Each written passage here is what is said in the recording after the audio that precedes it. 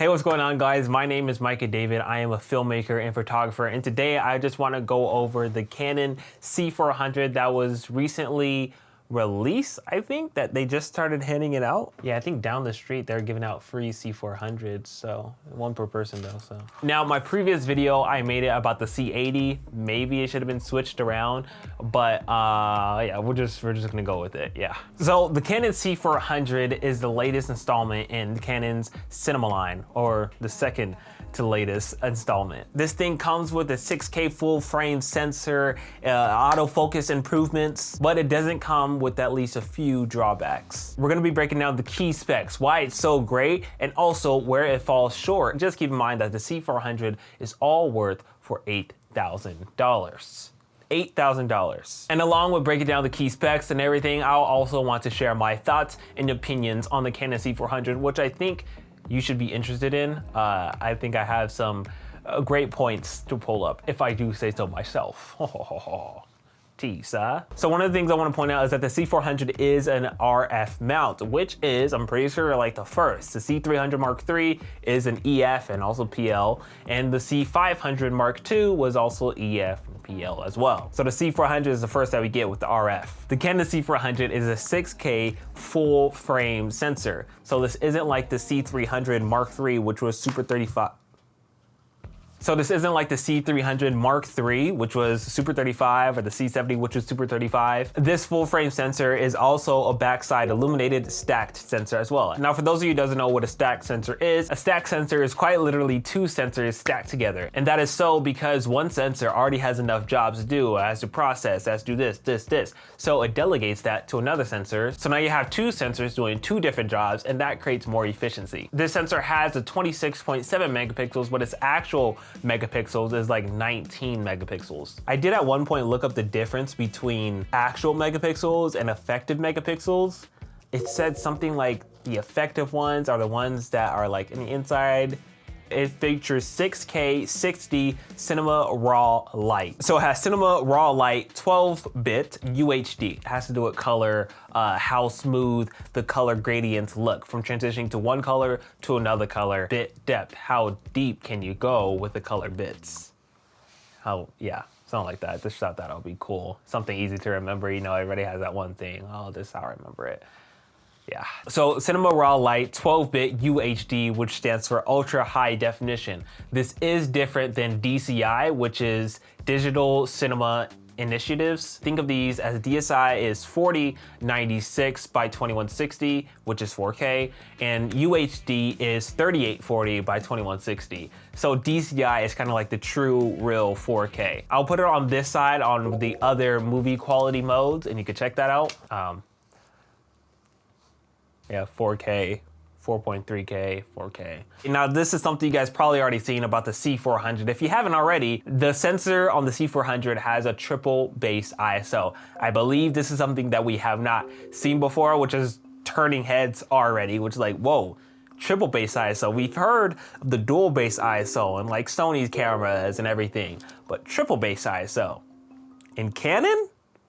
Well, okay. So the base ISOs for the sensor is 800, 3200, and 12,800. So when you have a base ISO of 800, your lowest ISO you can go is 102. And when you're at 12,800, the highest ISO you can do then is 102,400. So each base ISO has a different ISO sensitivity range. And I want to bring up this clip from my last video on the C80, talking about a little tip you can use with the ISO on the sensor. Now, thank you to Adorama for putting this information out, but Canon, somebody from Canon, I think, told Adorama team is that if you use an ISO that's below your base ISO, then you'll actually get a cleaner image and like better noise reduction. So if you're at 12,800 ISO, but you set it back lower, then you'll get a better image.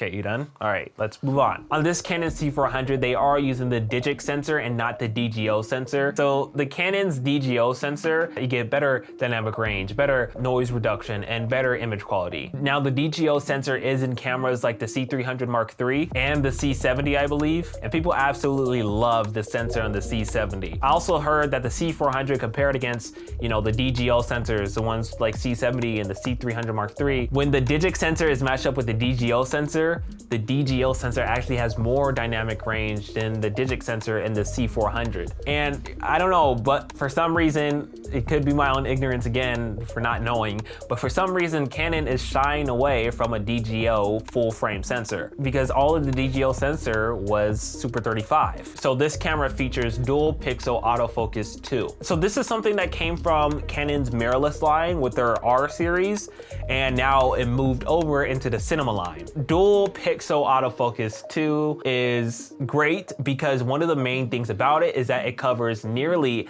100% of the screen or the sensor. But something I do like is I like how Canon is pulling stuff with their cameras. At least with this one, we see a little bit of an example of how they're pulling this stuff from their different lines to making a tweaked, better version camera. They're not pulling too much, not putting this and everything. They're kind of just fixing stuff up by pulling other things into this camera. You know, in the past, it seemed like Canon has some really great cameras, but they had their downfalls. Now with this camera and also the C80, they're trying to balance it out, you know, make it more tweaked, make it more accustomed to their customers or their consumers. But the dual pixel autofocus 2 is very responsive even in challenging situations like reflections or fast movements. Now let's talk about the size of the C400. The C400 has like a 10% smaller size than the C500 Mark II and the C300 Mark III. This enhances portability for filmmakers on the go. Those run and gun people, handheld, yeah. Now something I kind of question is like,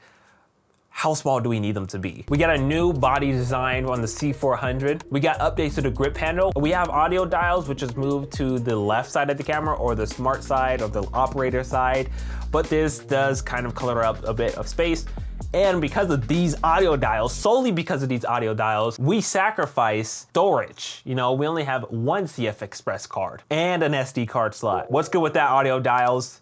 You're cluttering it up. Move it, move it. I kind of have mixed feelings about this setup. I like how we have SD card slot for smaller situations, smaller projects, and also the convenience of SD card. You can just take it right out, plug it right into your laptop, computer, or whatever, and start working on there. But when it comes to CF Express Type B and only having one card slot, you're taking out that ability to backup record, you know, record on both cards at the same time. Maybe you can dual record at the same time, but what if the SD card doesn't have enough write speed on it as the Type B card? Hence why I have mixed feelings. I can go back and forth. I think it's kind of cool that Canon cinema line has like a lot of buttons because it just looks pretty cool, especially when like people are looking from the outside in. But I think some could probably argue that it isn't so cool, probably because of complexity and how it's cluttering and there's so many buttons, maybe overwhelming. Is complexity something we should be worried about on cinema cameras?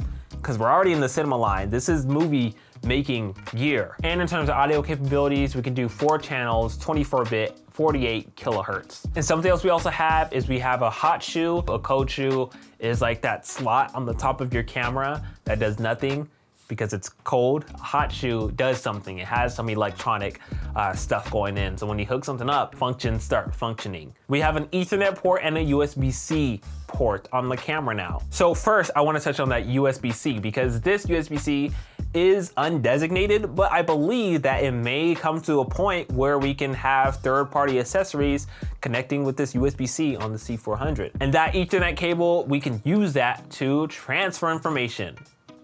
Nice. Straight from the camera. Don't worry for all my people that uses the ND filters. There are ND filters on this camera from 2 to 10 stops. This isn't electronic ND as Sony uses, okay? This is real ND filters that goes right in front of the sensor. These ND filters allow you to get like some impossible exposure when it comes to like, you know, filming outside and everything. Now, when it comes to my final thoughts on C400, I think this is trash. Lately, Canon, I feel like, has been focusing on more bang for its buck. In other words, I'm saying that they're focusing more on like the value to price ratio. I don't feel like the C400 was like a huge revolutionary upgrade, right? I do feel like that it was, you know, it's definitely an upgrade. It's just like a tweaked version. You know, it's a tweaked version, making sure everything is right, taking some stuff, putting it in there, making it more balanced. And you know, just like a tweaked, better version, but not better. It's just better.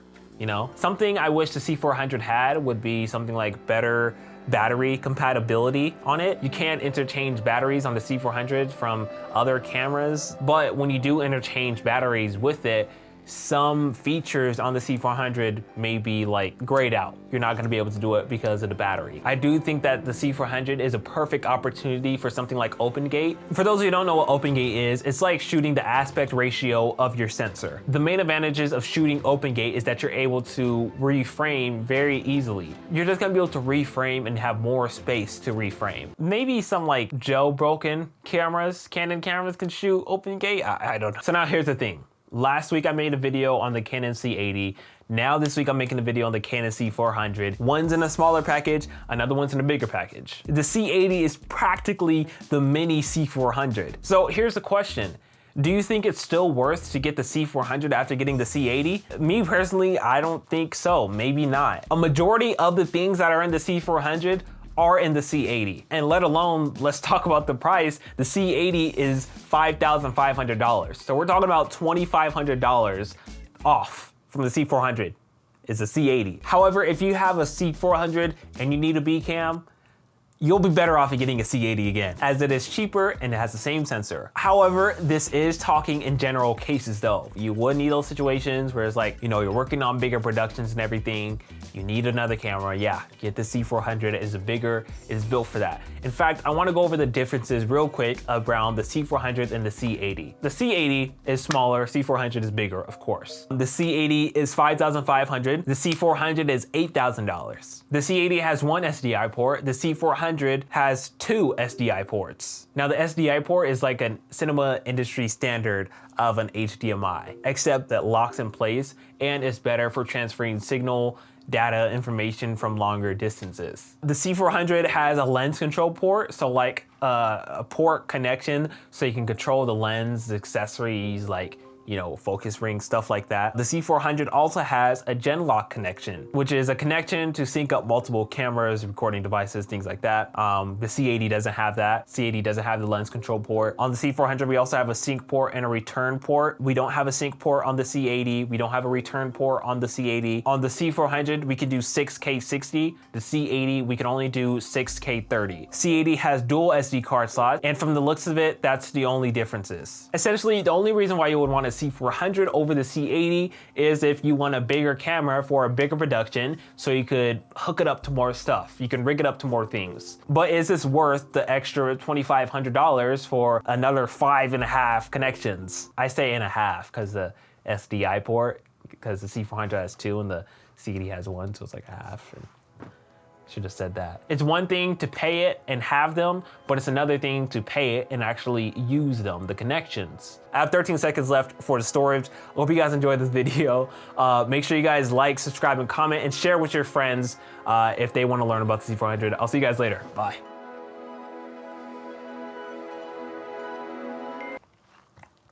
Oh my gosh. Okay. I can't rub my eyes or else it's gonna be like, it's gonna look like I'm crying. Oh my gosh. I feel like I'm a girl with the makeup crying. Oh my gosh, I'm gonna cry.